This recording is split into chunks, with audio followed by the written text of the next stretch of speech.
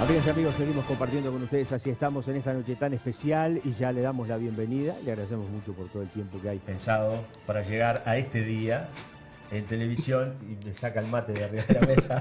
Y ahora lo dejamos. Habíamos acordado que no iba a estar. Ahora lo dejamos. Habíamos acordado que esto está prohibido en el programa. Esto está prohibido, pero lo dejamos. Bien. Porque ha sido una jornada muy extensa. Ha sido larga, hemos arrancado. Han sido Gracias. 2 jornadas muy intensas. Gracias por venir. Muchas gracias a ustedes por recibirme.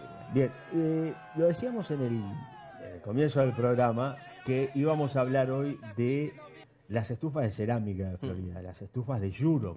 Acá en Florida las conocemos como las estufas de Juro. Sí. Ahora, pero ¿por qué llegamos a las estufas de Juro? ¿Qué te despertó investigar sobre Juro, su presencia en Florida y, en definitiva, su vida? Escuché un cuento hace un tiempo de una maestra y se me desdibujó el quién, pero en sí era de una maestra, creo que era que en la escuela de Florida, dio, bueno, una instancia de dibujo, los niños dibujaban en el entorno familiar. Y algunos dibujaron la familia en torno, para una persona no floridense, era un mueble, algo. Que preguntó a otras maestras qué era eso y le dijeron que era una estufa, que le dijeron como obvio, es una estufa de Juro. Hice después eso siempre tuve el bichito ahí de que, bueno, esto es algo que tenemos metido nosotros en las estructuras mentales como estufa, cuando para el resto de los uruguayos no es estufa. Sí, pero es un mueble. Es un mueble. ¿No? Y siempre es bueno el vínculo de las estufas de cerámica con Florida, por nosotros decimos las estufas de Juro. Alguna vez supe, bueno, Juro Selassie era quien las empezó a hacer aquí, por eso se le dicen las estufas de Juro. Juro, que se escribe con DJ, D-J-U-R-O. Pero acá Juro. es Juro, ¿con J o con Y? Con Y, pero fue de muchas maneras que se escribió Juro también, eso lo vamos a ver en el transcurso del programa. El año pasado un amigo me dice, mira que están llamando para publicar una publicación que tiene ya 100 años que se hace anualmente, diferentes tipos de trabajos. Digo, vamos a hacer una investigación sobre eso. Y ahí empecé a desarrollar, al final no llegué para publicarla, pero me gustó seguir y ya desde agosto que estamos recabando datos en los últimos meses con mayor intensidad, porque a veces un pequeño dato que falta traba todo y cuando aparece ese dato abre 4 o 5 ventanas donde explota el asunto. Y puntualmente este año en la Capilla de San José encontré un datito que fue el detonante. Fue el detonante de conseguir mucho más sobre la vida de Juro. Bien, hablamos de las estufas mayólicas, las estufas de cerámica o las estufas de Juro, que es como la conocemos nosotros. Pero ¿quién era? ¿De dónde vino este hombre, Juro Selassie? Juro Selassie. Antes que nada, me gustaría decir algo. Cuando estoy haciendo aquel trabajo el año pasado, me encuentro con la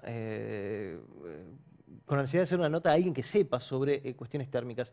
Llamo a un ingeniero que es docente en la Facultad de Arquitectura, le pregunto a 3 arquitectos, a alguien que sea la eminencia, y me refieren 3 por diferentes lugares, por diferentes lados, a una misma persona, que es el ingeniero Luis Lagomarsino. Lo llamo Lagomarsino, le dije, mire, estoy hablando...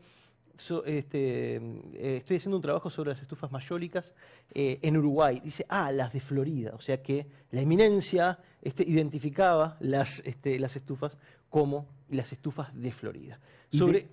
O sea que están identificadas puntualmente como de Florida. No hay otra parte en el Uruguay donde se fabriquen este tipo de estufas. Parte sí, pero si están hechas, por ejemplo, uno de los discípulos de Juro las hace en otra parte del país, pero es un discípulo de Juro y es floridense, ¿no? Florida. Como es Walter Betancourt. Pero en sí Juro llega a... Sale de ahí de las imágenes que estamos viendo. De las imágenes que está viendo. De ese lugar, en esa iglesia fue bautizado. En esa misma iglesia. ¿Y sabe de qué año son esas imágenes?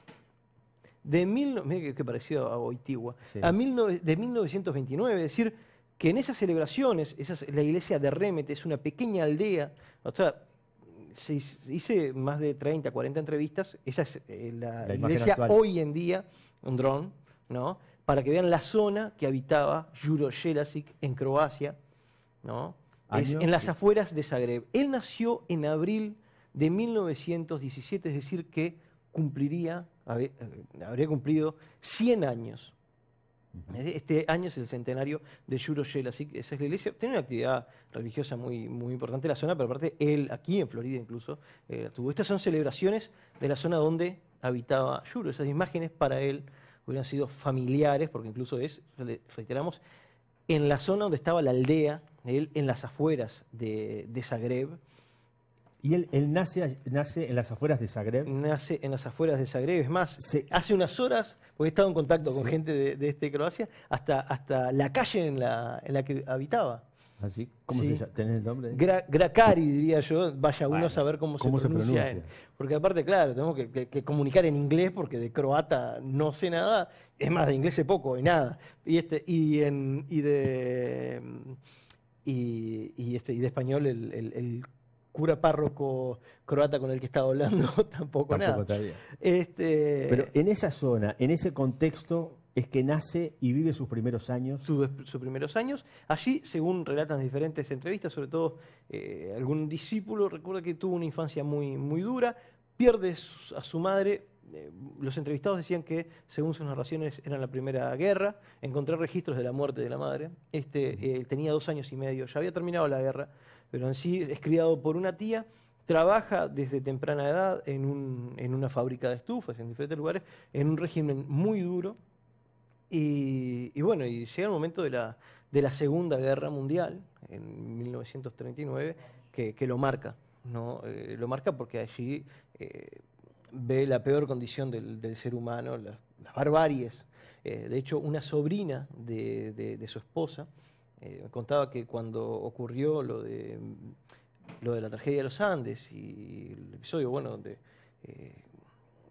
las personas, la manera de sobrevivir es comiendo carne humana, a él no le llamó la atención tanto como al resto de los uruguayos aquella noticia, porque en realidad había vivido situaciones donde sabía que eso ocurría, ¿no? Decía también, bueno, ustedes no saben lo que es pasar hambre, los uruguayos. Hambre es un pueblo arrasado por la guerra que no le queda más que comer que cáscara de papa, que papa semilla, pepines, semilla, ¿no? Eso es o cáscara de papa. Cáscara de papa. Y en esas condiciones es que él se desarrolla, digamos. Primera Guerra Mundial. Nace en la Primera Guerra Mundial y crece cuando es joven o adolescente. Claro, crece allí, bueno, y aparte no hay que olvidarse, bueno, que aquello era el reino de croatas, serbios y eslovenos, luego pasa a ser Yugoslavia, el reino de Yugoslavia, y finalmente después en la Segunda Guerra pasa a ser la República Popular de Yugoslavia, que es con el gobierno del mariscal Tito. Pero entre medio, bueno, durante la guerra... ¿Él participó de la guerra? Claro.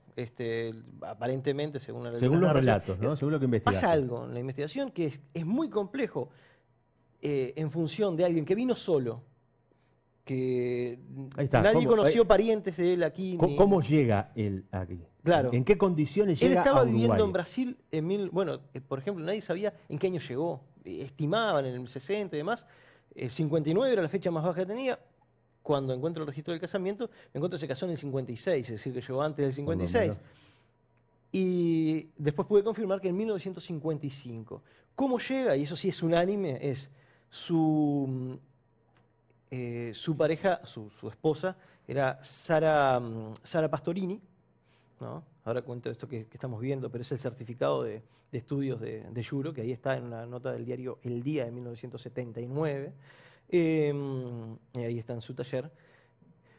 A Sara Pastorini la conoce en unas vacaciones después te voy a pedir volver a esa imagen porque es espectacular. La de la publicidad. La de la publicidad de Heraldo. En 1959 va a unas vacaciones a las termas de Gravatar y allí se conocen, en el 54 en las termas de Gravatar, allí se conocen durante un año, mantiene una relación por carta epistolar y al otro año él se viene a vivir aquí. Y al año siguiente, en el 56, ya se casan, pero se van a vivir a Rivera un par de años. Él trabaja de empleado en la fábrica como vendedor, porque tenía un pariente de la mujer que estaba en la fábrica Torino de jabones y de aceites. Él trabaja como vendedor, luego vuelve y ahí ya sí empieza a pensar en la fabricación de estufas, que era algo que él sabía y con lo cual estaba titulado. Ese papel que apareció hoy, que es un papel que tiene en croata, es el papel, ese es el mismo, que recién ahí apareció. Ese es el certificado de la maestría de Juro Jelačić, que fue encontrada de la manera más casual que se pueda creer por un floridense, Mario Salomón, estoy pensando es Mario el nombre de pila, es un funcionario del BPS, que quiso comprar un cuadro para poner una foto, encontró un cuadro de una imagen sin mayor trascendencia, un almanaque. Cuando fue a sacar esa imagen, se encuentra que estaba dobladito, como escondido ahí, los certificados de estudios. Estos son los certificados De estudios de la maestría, porque me decía Walter Bentancur, uno de los discípulos de Yuro, para poder ejercer como estufero en Croacia tenía que tener un título.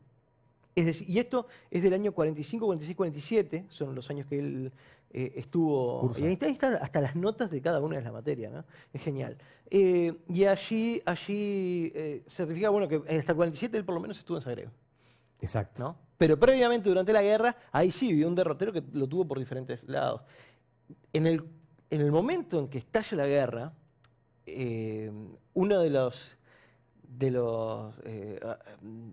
testimonios indica que él no estaban enterados que había una guerra, pero les parecía algo lejano, y de repente, Claro, bueno, no era como hoy. los arrasan, ¿no? O sea, todo lo que se sabe de la guerra, lo que hacían con mujeres y demás, bueno, los arrasan, los toman como prisioneros.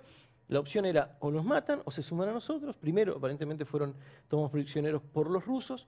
Sobrevivir era, bueno, el acto era sumarse, que en realidad era en condición casi que de soldado esclavo, con las peores tareas para realizar, bueno, cavar fosas y demás, y adelante.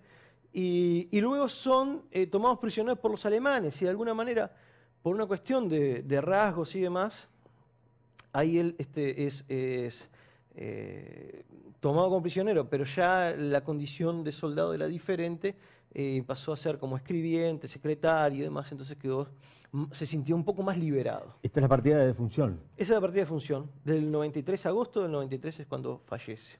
Logró volver a Croacia, que era un anhelo permanente, eso también coinciden las diferentes personas que lo conocieron.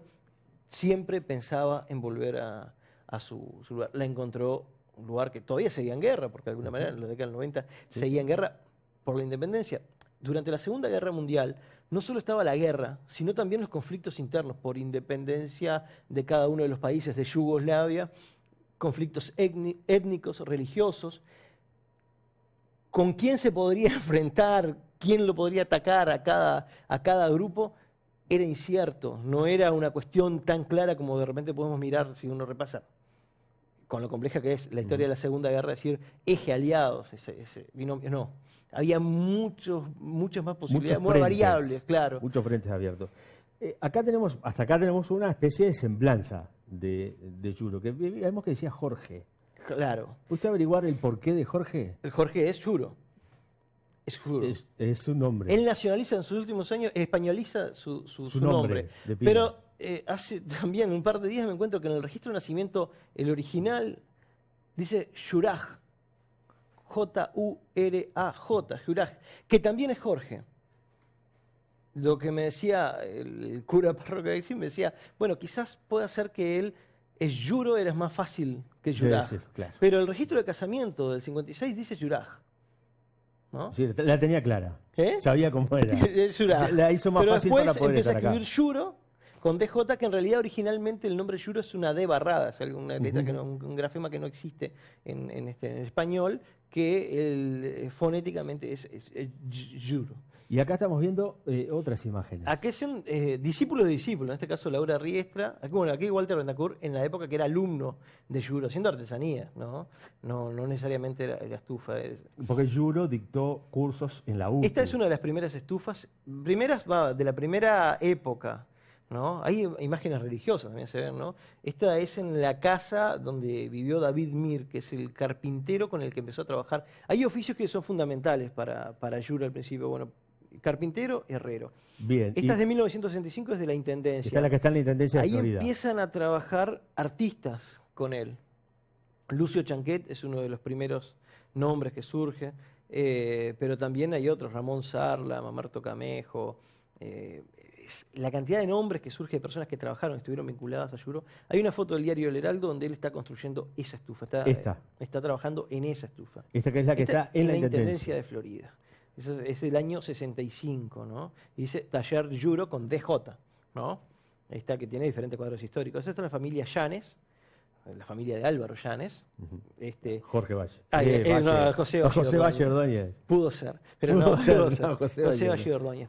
Y Avenida por ejemplo, una personalización más actual, que en este caso es de Martín Barreto, que ahí lo veíamos hoy justo a Laura Riestra, su pareja que tiene M y L, ahí está Martín. Esas personalizaciones que siguen de alguna manera, porque se hacen marcas de estancia, además, que las hizo Juro al principio. Sigue haciendo y bueno, ahí en un caso, un hincha Avenida tiene una estufa con placa Avenida. Bien, te voy a invitar y voy a invitar a los televidentes a hacer una pausa muy breve. Luego de la misma venimos, porque tenemos una serie de testimonios que recogió Emilio también para poder compartir con ustedes aquí en Así Estamos, a través de TV+. Pausa breve y ya seguimos con esta historia que es realmente atrapante, que seguramente no nos va a dar el tiempo para contarla en su totalidad.